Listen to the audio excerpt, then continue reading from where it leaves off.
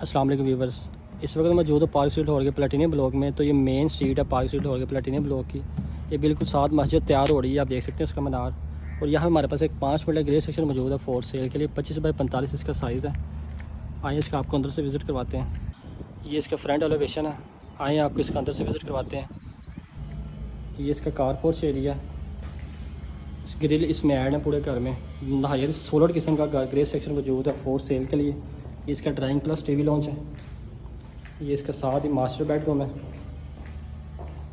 With attach washroom के साथ। और ये इसका साथ किचन है, बैक साइड पे वॉशिंग एरिया है और स्टेयर इसके अंदर से ही है।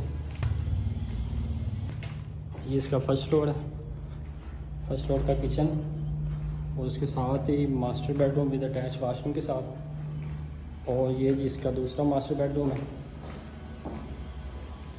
इसके साथ वाशरूम अटैच। और ये इसका टेरेस और इसका सेकंड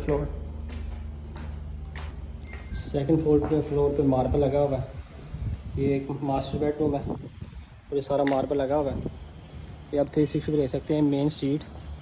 और सामने मस्जिद तैयार हो रही है। मस्जिद के नियरेस्ट ग्रे सेक्शन मौजूद है फॉर सेल के लिए। ओनर्स की डिमांड 1,35,00,000 रुपये करते हैं। स्क्रीन पे मेरा नंबर मेंशन है, मज़ीद मालूमात के लिए स्क्रीन पे दिए गए नंबर पर रब्ता कर सकते हैं। अल्लाह हाफिज़।